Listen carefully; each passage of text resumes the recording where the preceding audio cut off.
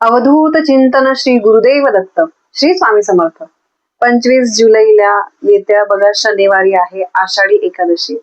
तर आषाढी एकादशीला म्हणजे जवळपास 99% लोकांना माहित नाहीये की आषाढी एकादशीला ही गोष्ट करायचीच आहे. आषाढी एकादशीचं हे एक गुपित आहे.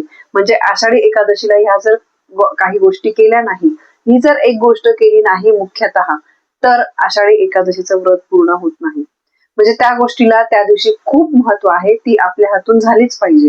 तुम्ही कितीही बिझी असाल, काही असाल, पण अगदी या गोष्टीला 2 ते 3 मिनिटं लागतात, त्या आपल्याला करायच्याच आहे. तर ही अतिशय महत्वाची माहिती मी तुम्हाला आजच्या व्हिडिओमध्ये देणार आहे.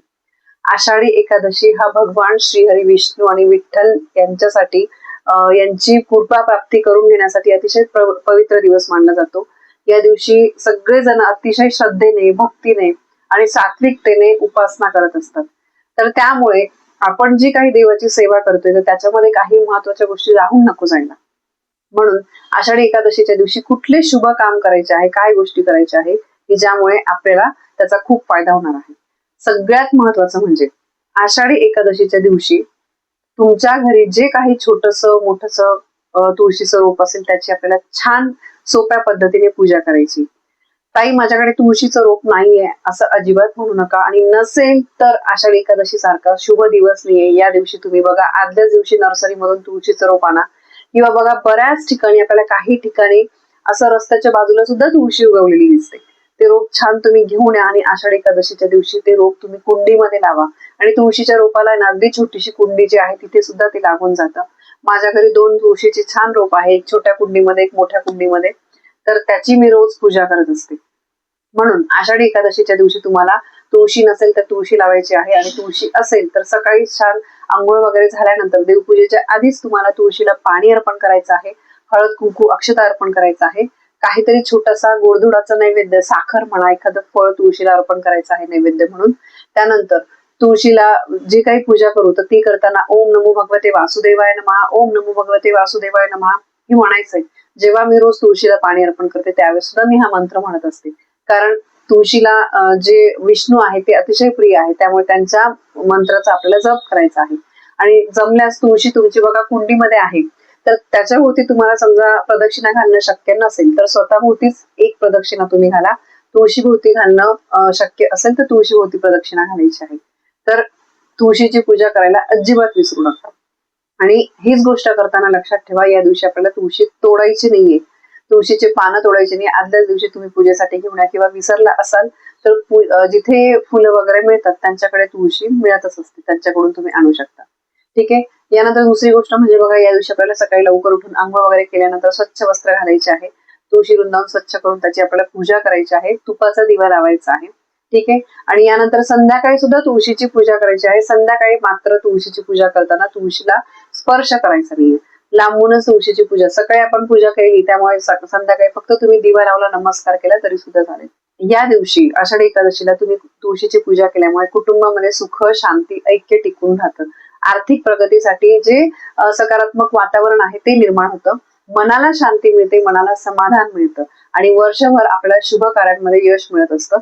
काही अडचणी आल्या तरी सुद्धा आपण त्याच्यातून मार्ग काढत असतो. तर त्यामुळे तुम्हाला ही एक गोष्ट लक्षात ठेवायची.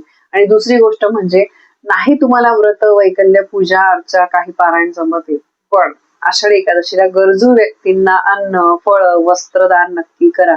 मी येत्या मागच्या 4-5 व्हिडिओमध्ये सतत तुम्हाला सांगते की दान करा, दान करा. तुमच्या क्षमतेने, तुमच्या यथाशक्तीने जे काही शक्य असेल ते तुम्हाला दान करायचं आहे. गाईला हिरवा चारा द्या, पक्ष्यांना धान्य द्या, पाणी भरून ठेवा.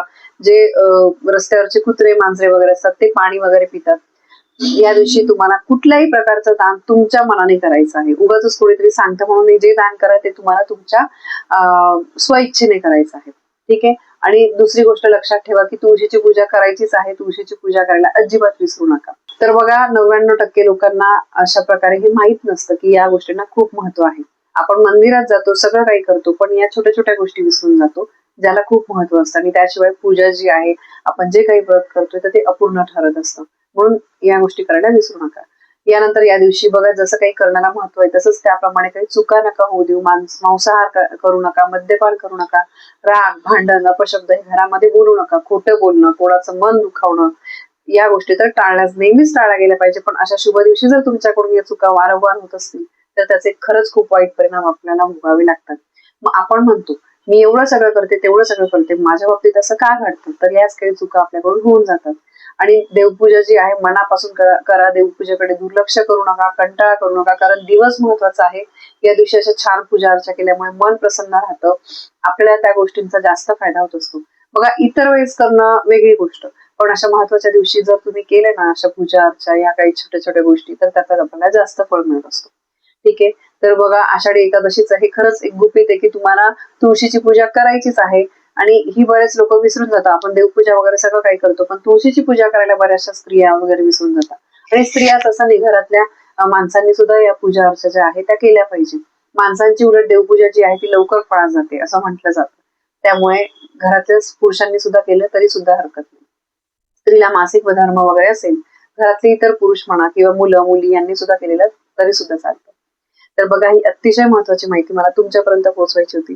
माहिती पटली असेल तर व्हिडिओला लाईक करा, शेअर करा. आपल्या चॅनलवर नवीन असाल तर सबस्क्राईब नक्की करा. धन्यवाद. श्री स्वामी समर्थ.